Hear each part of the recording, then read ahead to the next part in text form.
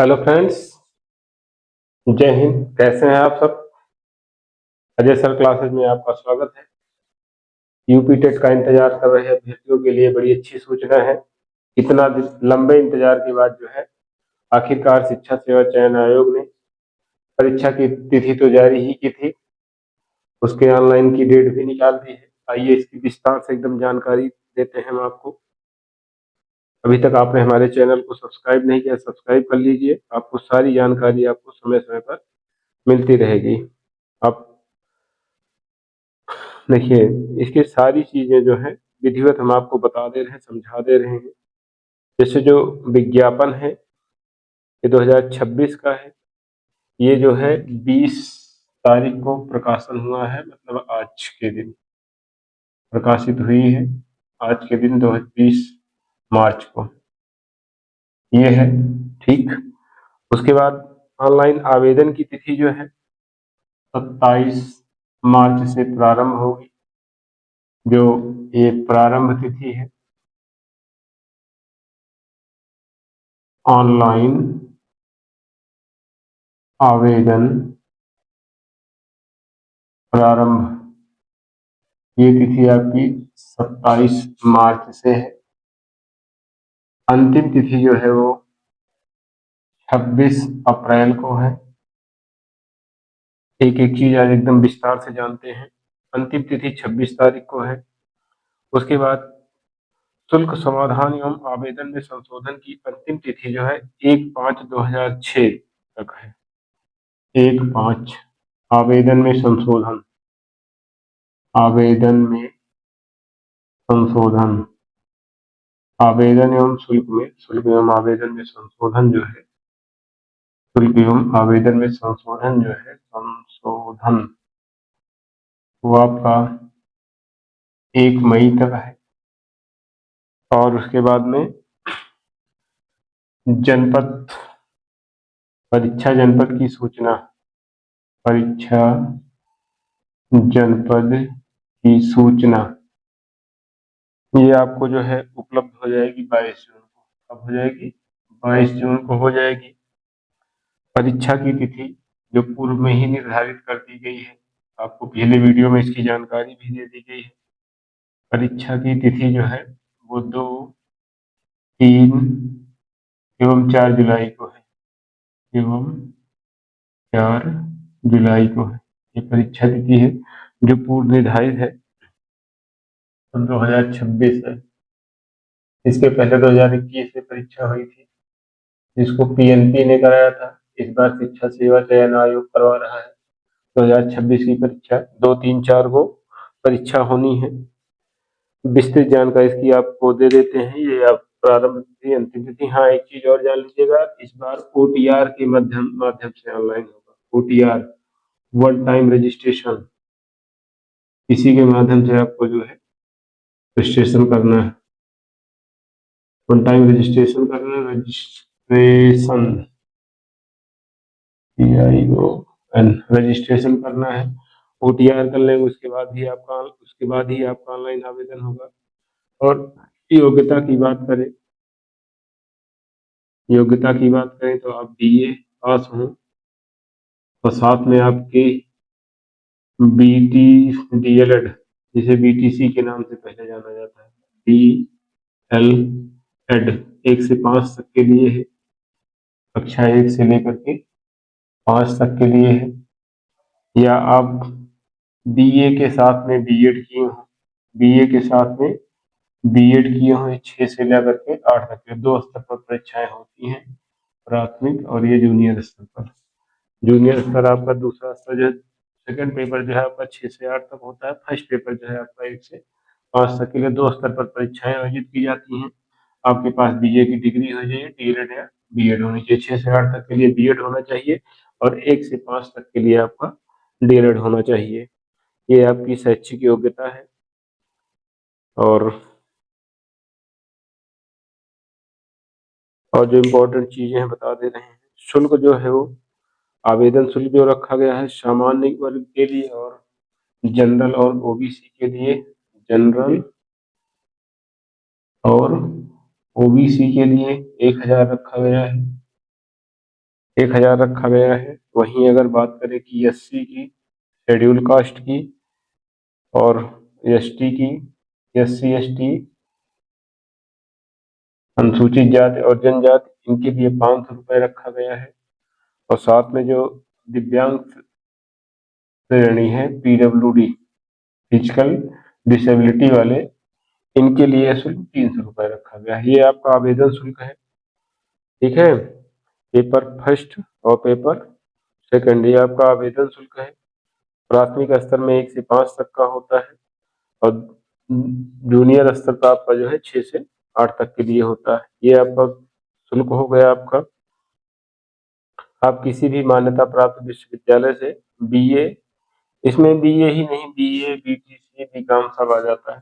BA के ले लो, BA भी आ जाता है। आप बीएससी किए हैं, बीकॉम किए हैं, जो आपकी ग्रेजुएशन डिग्री है, स्नातक स्तर की डिग्री, जिसे आप ग्रेजुएशन कहते हैं, ग्रेजुएशन,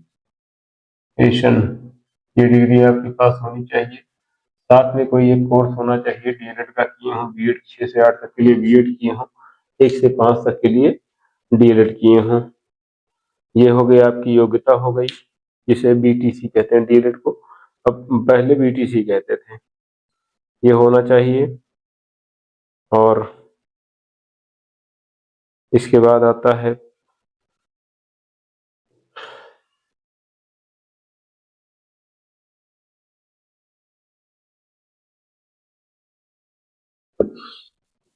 सिलेबस, बता दे रहे हैं। सिलेबस एक बार चर्चा कर चुके हैं।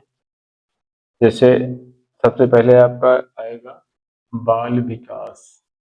पहले हम बात कर रहे हैं प्राथमिक स्तर, पेपर फर्स्ट की बात कर रहे हैं, पेपर फर्स्ट की बात कर रहे हैं, जो 1 से 5 तक के लिए होता है, ठीक है ना।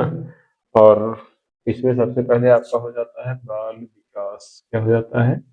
बाल विकास हो जाता है, एवं शिक्षण विधि, एवं शिक्षण विधि। ये अनिवार्य होता है आपके लिए, सबके लिए होता है, ये करना ही करना होता है। इसमें 30 प्रश्न पूछे जाते हैं। कितने प्रश्न? 30 प्रश्न, और सभी प्रश्न एक एक अंक होंगे। ये आपका प्रश्न संख्या हो गया, ये आपका अंक हो गया। और दूसरे नंबर पर आता है भाषा प्रथम। भाषा प्रथम, ये आपकी हिंदी है,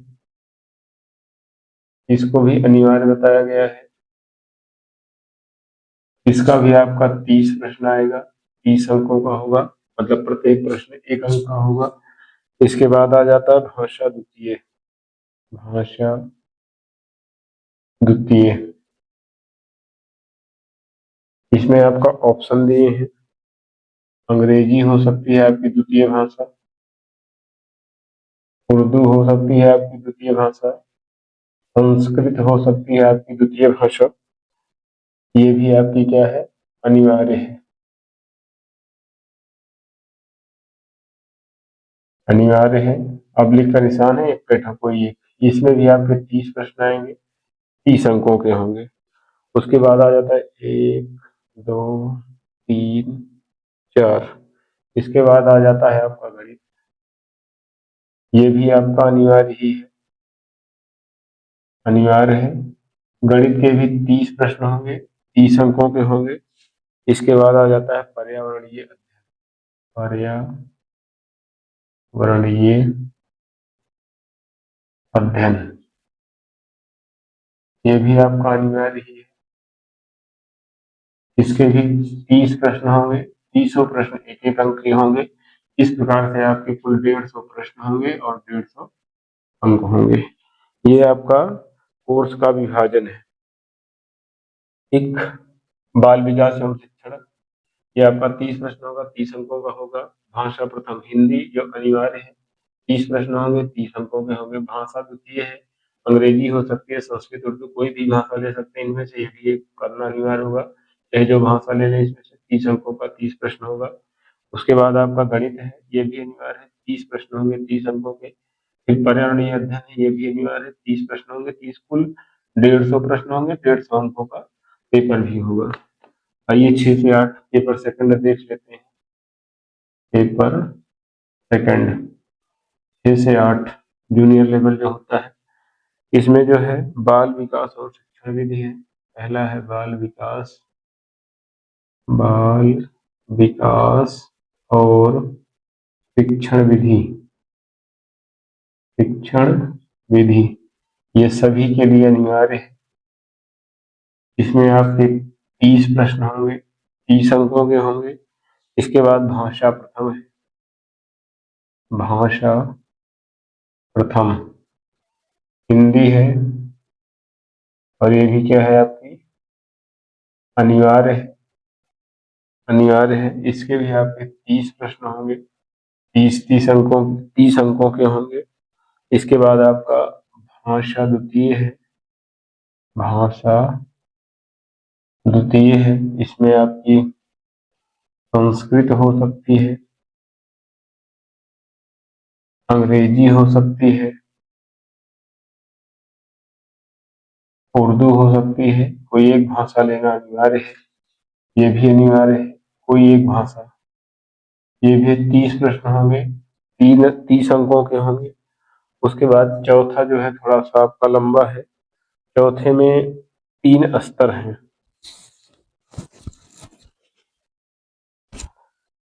इसमें 2 भाव है, एक का कर लीजिए, एक खा कर लीजिए। ठीक, ये आपका गणित एवं विज्ञान शिक्षक के लिए जो गणित एवं विज्ञान के शिक्षक होंगे, शिक्षक के लिए गणित एवं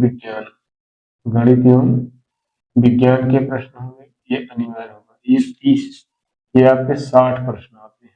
कितने प्रश्न? 60 प्रश्न, 60 अंकों के होंगे। और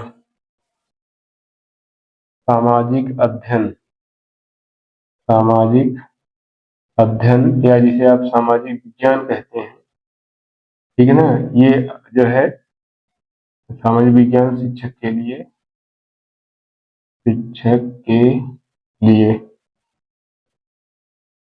सामाजिक विज्ञान का आपका 60, वही है 60 प्रश्न होगा। चाहिए नहीं है, सामाजिक विज्ञान में आपका इतिहास आ जाता है, भूगोल आ जाता है, नागरिक शास्त्र, इतिहास आ जाता है, भूगोल आ जाता है, नागरिक शास्त्र आ जाता है, ये चीजें शामिल हो जाती हैं। इसके कुल 60 प्रश्न पूछे जाएंगे, 60 अंकों के होंगे। ये आपका सिलेबस है। और इसके बाद परीक्षा की टाइम, ये सिलेबस एक बार फिर से देख लीजिए। पेपर फर्स्ट 1 से 5 तक के लिए होता है। बाल विकास एवं शिक्षण है, ये अनिवार्य 30 प्रश्न होगा, 30 अंकों का। भाषा प्रथम हिंदी अनिवार्य है, 30 प्रश्न, 30 अंकों का। भाषा द्वितीय अंग्रेजी, संस्कृत, उर्दू कोई सा भी हो सकता है, 30 प्रश्न, 30 अंकों के। फिर गणित, ये भी अनिवार्य है, 30 प्रश्न, 30 अंकों का। पर्यावरणीय अध्ययन, ये भी अनिवार्य है, 30 प्रश्न, 30। ये कुल 150 प्रश्न है, 150 अंकों के। और उसके बाद बाल विकास और शिक्षण विधि है, ये अनिवार्य है आपका। 6 से 8 पेपर सेकंड है आपका जूनियर लेवल का। 30 प्रश्न होंगे, 30 अंकों के। फिर भाषा प्रथम आती है हिंदी, जो अनिवार्य है, 30 प्रश्न आएंगे, 30 अंकों के। फिर भाषा द्वितीय, फिर वही आ जाता है अंग्रेजी, हिंदी, अंग्रेजी, उर्दू, संस्कृत कोई भी ले लीजिए, 30 प्रश्न, 30 अंकों के होंगे। उसके बाद आपका गणित एवं विज्ञान के जो शिक्षक हैं, उनके लिए गणित और विज्ञान का क्वेश्चन रहेगा। जो सामाजिक अध्ययन या सामाजिक विज्ञान के शिक्षक हैं, उनके लिए सामाजिक विज्ञान के जो है 60 क्वेश्चन होंगे, 60 अंकों के होंगे। 60 क्वेश्चन, 60 अंकों के होंगे। ये गणित और विज्ञान, सामाजिक विज्ञान के टीचर के लिए है। इस प्रकार से आपका सिलेबस हो गया आपका पूरा। ये भी आपका 150 प्रश्न होंगे, 150 अंकों के होंगे। और जानकारी दे देते हैं अभी आपको।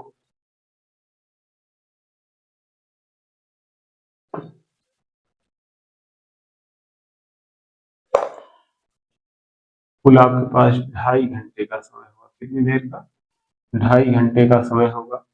2.5 घंटे मतलब 60 गुना 120 प्लस 30, 150 मिनट।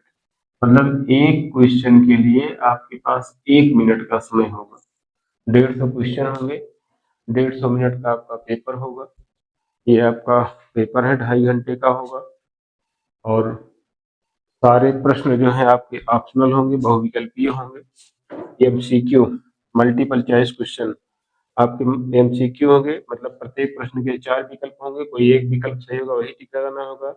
निगेटिव नहीं है, माइनस मार्किंग जिसे आप बोलते हैं, कोई भी निगेटिव मार्किंग नहीं है जिसे आप माइनस मार्किंग कहते हैं, ठीक है ना। कोई माइनस मार्किंग नहीं है कि गलती होने पर आपका नंबर काट लिया जाएगा, ऐसा कोई प्रावधान नहीं किया गया है। और प्रश्नों की संख्या कुल 150 होगी। कुल 150 प्रश्न पहले ही बता दिया गया, और प्रत्येक प्रश्न कितने अंकों का होगा, 1 अंकों का होगा। प्रश्न पत्र का माध्यम हिंदी तथा अंग्रेजी कोई भी हो सकता है। आप हिंदी मीडियम में भी पेपर दे सकते हैं, इंग्लिश मीडियम से आपको लैंग्वेज चूज करने के लिए देता है, किस भाषा में आप पेपर देना चाहते हैं। पेपर दोनों भाषाओं में लिख करके आता है, किसी भी भाषा में दे सकते हैं, दोनों भाषा में पेपर लिखा रहता है। और यदि उत्तर प्रदेश शिक्षक पात्रता परीक्षा यूपी टेट 2026 से प्राप्त आवेदन पत्रों की संख्या अत्यधिक होती है और आयोग के लिए समस्त अभ्यर्थियों की लिखित परीक्षा एक ही पाली अधिक पालियों में आयोजित की जा सकती है। मतलब एक या एक से अधिक पालियों में की जा सकती है। यदि परीक्षा एक से अधिक पालियों में आयोजित की जाती है तो अभ्यर्थियों के तुलनात्मक मूल्यांकन हेतु सूचना तथा विज्ञप्ति संख्या न 2018-25-26 दिनांक 26/2/2026 में विहित प्रक्रिया द्वारा किया जाएगा। इस संबंध में आयोग का निर्णय अंतिम होगा। अंक जो है पाने के लिए पासिंग मार्क का देख लीजिए, आपके लिए 60% अंक लाने अनिवार्य है। कितने? 60% अंक लाने अनिवार्य है। ये आपका जो है रहता है यूपी टेट में शामिल होने वाले अभ्यर्थियों के अंकों का विवरण आयोग की वेबसाइट पर जारी किया जाएगा। पूर्णांक 150 में से 90 अंक, 60% मतलब 90 अंक ये लाना आपके लिए अनिवार्य होगा। अंक प्राप्त करने वाले सामान्य वर्ग के अभ्यर्थियों की पात्रता है, किसके लिए है? जनरल कैटेगरी के लिए, जनरल कैटेगरी के लिए। उसके बाद अनुसूचित जाति, अनुसूचित जनजाति, अन्य पिछड़ा वर्ग, ईडब्ल्यूएस, स्वतंत्रता संग्राम सेनानी, आश्रित स्वतंत्रता संग्राम सेनानी, आश्रित, भूतपूर्व सैनिक व दिव्यांग श्रेणी के लिए ये मूल्यांक जो है ये 55% होगा। कितना हो जाएगा आपका? ये 55% हो जाएगा, जिसमें 82 पॉइंट कुछ अंक आते हैं, तो 82 अंक आपको लाना अनिवार्य होगा। ये आपका ओबीसी के लिए है, एससी के लिए है, एससी के लिए है, एसटी के लिए है, पीडब्ल्यूडी के लिए है, और जो भूतपूर्व सैनिक है उनके लिए है। जो भी आरक्षित वर्ग है उनके लिए 82 अंक लाना अनिवार्य है। जो भी सामान्य वर्ग के अभ्यर्थी हैं उनके लिए 90 अंक लाना अनिवार्य है। पेपर आपका ऑफलाइन मोड में होगा, ऑफलाइन मोड में होगा, ऑनलाइन पेपर नहीं होना है। प्रत्येक प्रश्न के 4 विकल्प होंगे, चारों में से किसी एक विकल्प का चयन करना होगा। ये पेपर आपका OMR शीट पर होगा। जो विकल्प सही होगा उसको आपको गोला करना है। ये सब आप सही से कर लीजिएगा। जिनको जानकारी नहीं है आगे अब जानकारी आपको बाद में दी जाएगी। 82 अंक होंगे, OMR शीट पर पेपर होगा आपका।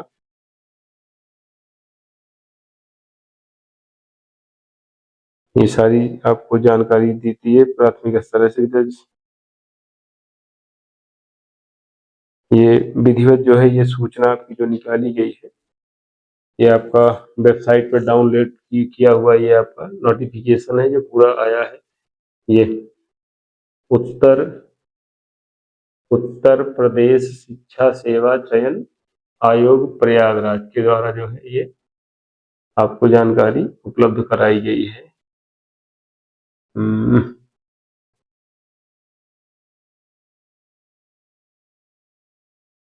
ये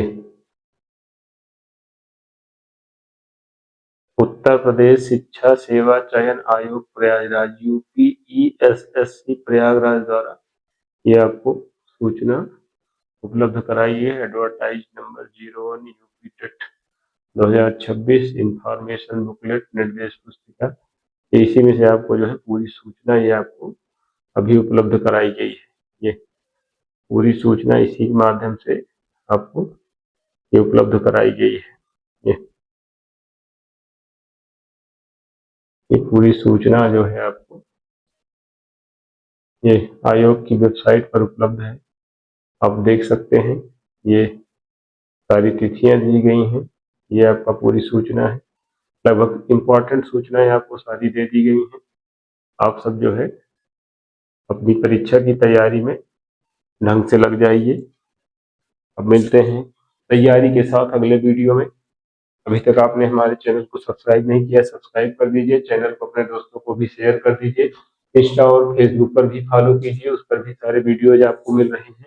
अपने साथियों को भी शेयर कीजिए। धन्यवाद।